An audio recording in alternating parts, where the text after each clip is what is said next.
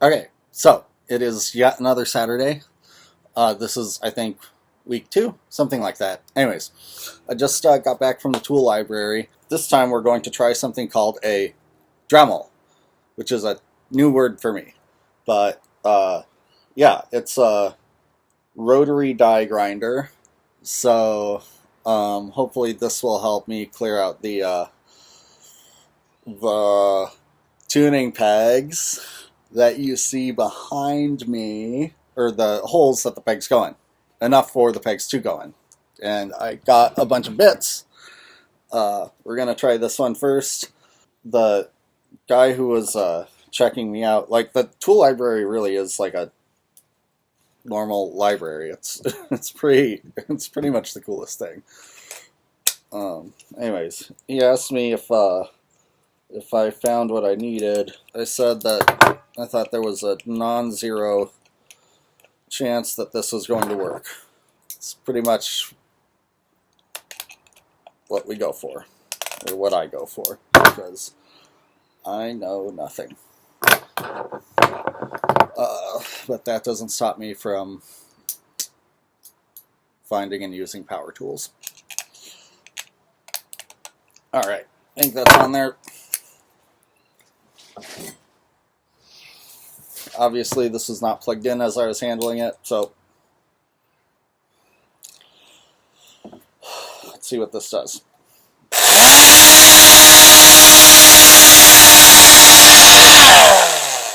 Okay, that is really unpleasant to hold on to. That vibrates your hands really, really, really quickly. It feels like trying to hold on to a bumblebee the size of a grapefruit. Okay, well, I set up the base on a little makeshift workstation, and it turns out this is substantially wider than the hole that I need, which I don't actually feel that bad about, because this is kind of the only thing like this that they had. We're just going to try and see how it goes with one of the other more router type bits. Well, since I don't know any better, I'm going to try this guy. Hopefully this isn't what turns this project into a catastrophic failure. Also, one of my friends sent me a meme about Tom Bombadil a couple days ago, so if you see me like mouthing words to myself with the Dremel on, it's probably me singing to myself, "Old Tom, Tom Bombadillo." Alright, well, I'm going to test this out on a piece of scrap wood first and see what it does.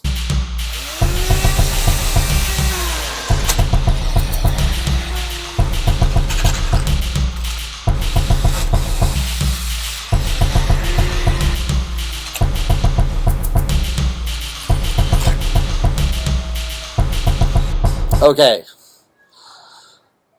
this might work.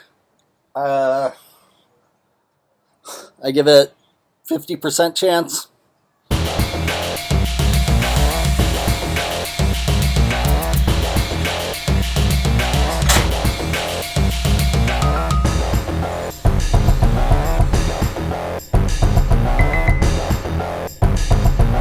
Well, it definitely did something.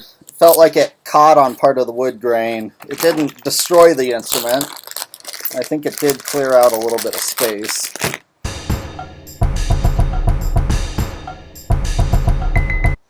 It is painfully close. Really wish I had like a whole wood shop full of like thousands of dollars of tools so that I'd have something for this. But I'm kind of just trying this on for size.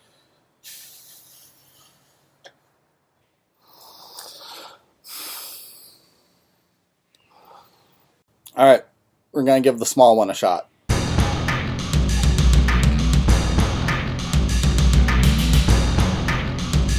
Okay, check me out. We got one of those damn things seated. Do I want to try doing this with the rest of these bad boys? Or invest the $10 in going to Lowe's and getting a Dremel bit? I think the responsible thing to do would be to go to Lowe's. Let's see if we can't put the rest of this tuning peg on here first, because I have a hunch there may be other problems that we encounter along the way.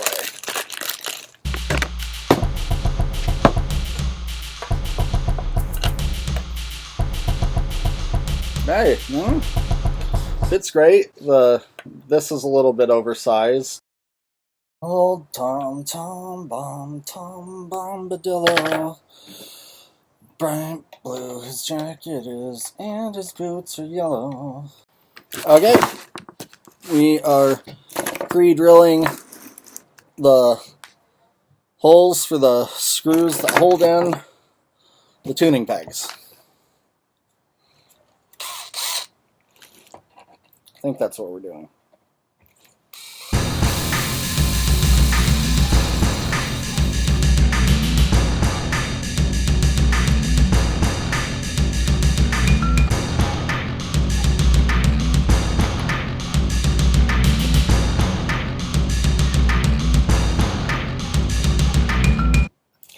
Old Tom Bombadillo.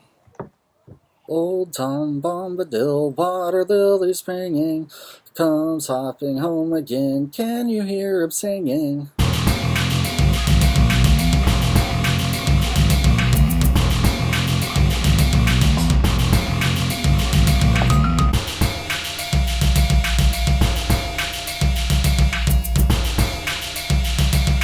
Well,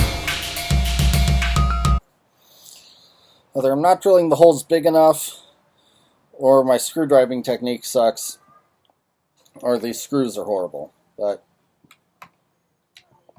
something about this isn't ideal. I think it's a combination of all three. But whatever. The instrument will be playable.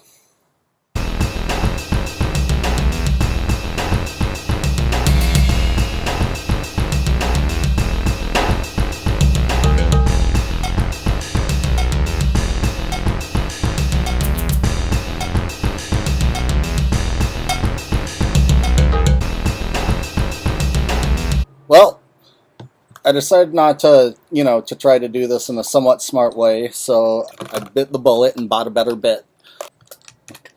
It always kind of amuses me about power tools that you, need other tools to make your, tools work. And I mean, I guess I'm I'm using this to fix up a musical instrument, which, itself is a tool. Obviously, this one's going to be being played by a huge tool. So, yeah. Tools all the way on up. Starting with these pliers. Well, we've been doing some experimenting. It looks like putting this bit, which is exactly the size of I'm going to term this the washer doodle, and going in from the top with the hand drill kind of sort of works.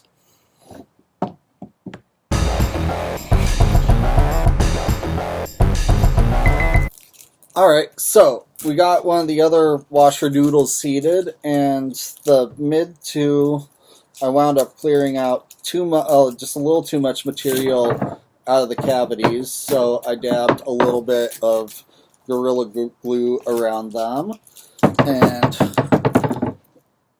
let that cure for an hour, and looks like I did a reasonably neat job of that. I'm just cleaning up a little bit around the edges. Alright, one step closer. Really should have gotten a teeny tiny bit for my handheld electric screwdriver, but I didn't. If anybody's watching this and wants to get me some actual tools, please contact me, because I am not an expert at this, but at least I'm also too broke to buy my own shit, so.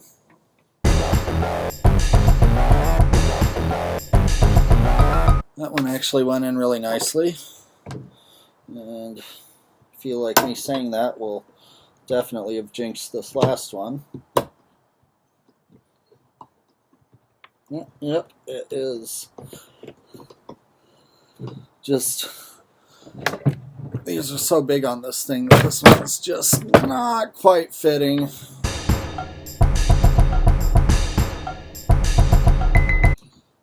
Well, that's not too bad. It's not great, but it's not really worse than any of the rest of this process has been. You know, pirate base. Just as long as nobody ever actually has to take any of this apart and see what's inside and how I did it, I think it'll be okay.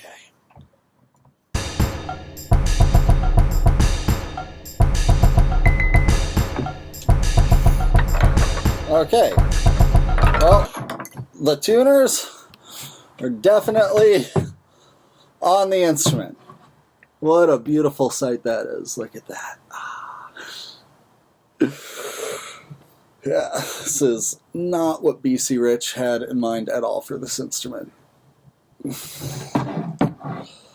So, next thing is to put some strings on. I usually tune down to D standard, so I tend to play kind of aggressively. So I usually go for the bigger gauge scoop strings. I know you're all very fascinated to receive that knowledge. Alright. Strings go right through the saddle. Here at this side.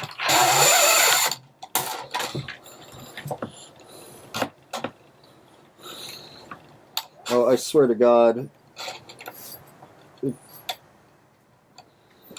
every problem that I've had with this project, if these strings turn out to be too fucking thick for the saddle.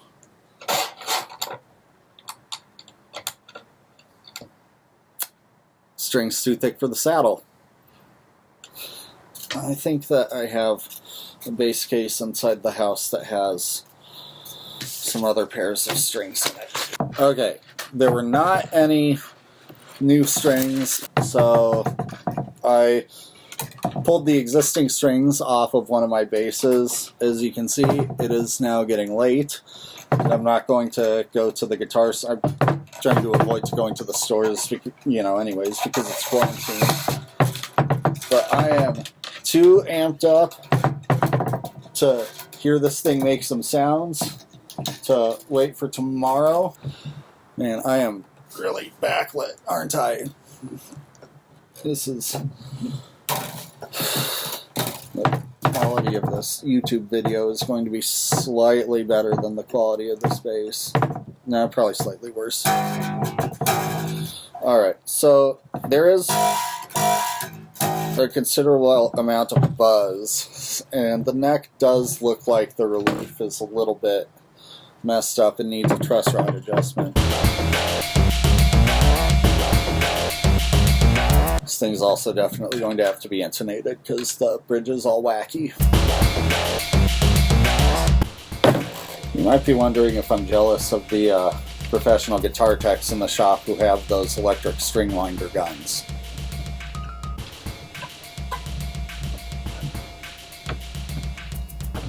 I'm not.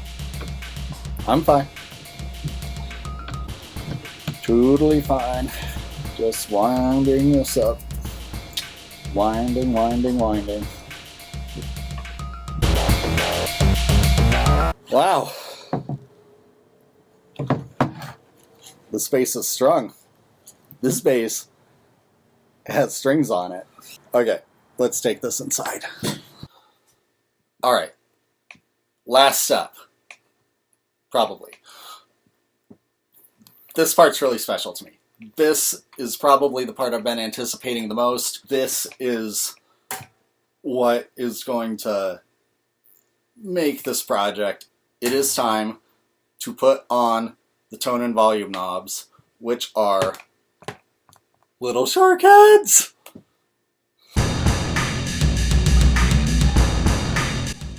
Should I install them so that they're all facing down when the knobs are all turned up? Because I assume that whenever I play this, all the knobs are going to be all the way up.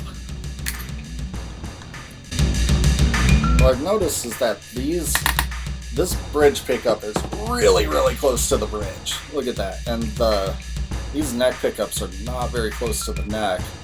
And this is a long neck too. It's 24 frets, which, like, I mean, I like to play like shreddly, shreddly, wang dang doodly as much or more than an X bass player.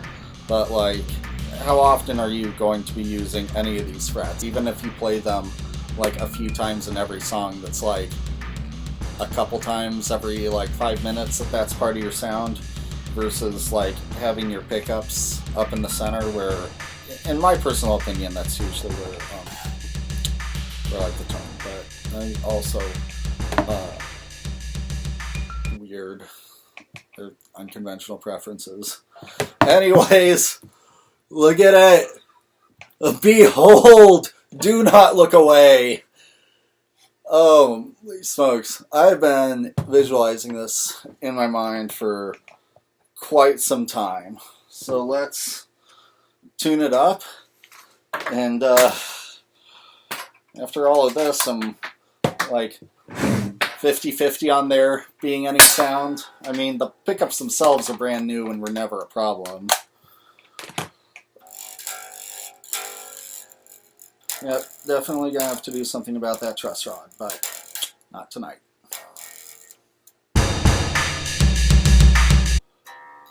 Yeah, tuning, definitely the sexiest part of any performance. If I were doing this live, this is when people would be throwing their underwear at me. This is what I live for as a performer. Okay. Alright, moment of truth. Here goes nothing.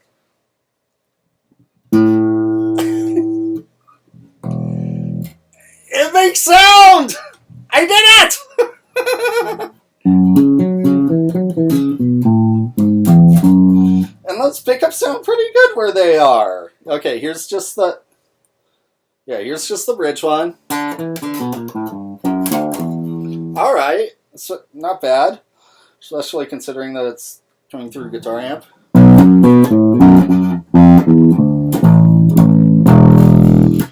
That actually sounds great. I was kind of worried that I was taking these really nice pickups and putting them to waste on this crackpot project, but I'm pretty... I can't believe I did this.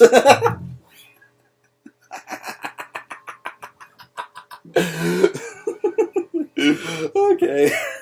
Now I have the giggles. I made this ridiculous thing happen.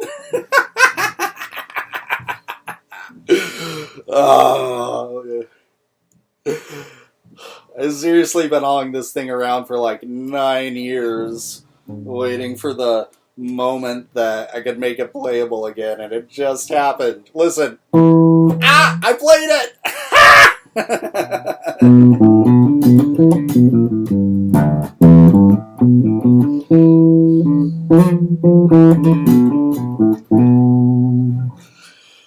Okay.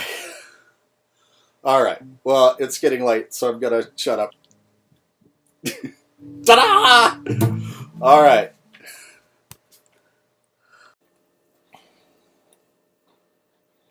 Oh, hey, it's Future Andrew again. Thanks so much for watching. Congratulations, you made it through. That was like an hour. I meant for it to be like 10 minutes. As you can tell, probably, taking and editing video was also new to me. That process was also very full of trial and error for me.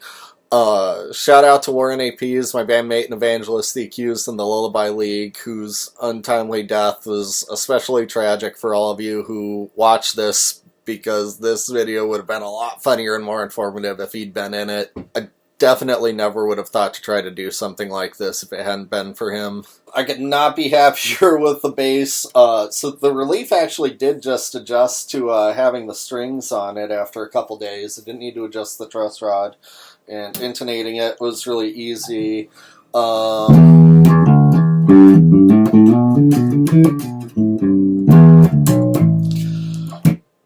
The neck feels great. I love the way the pickups sound.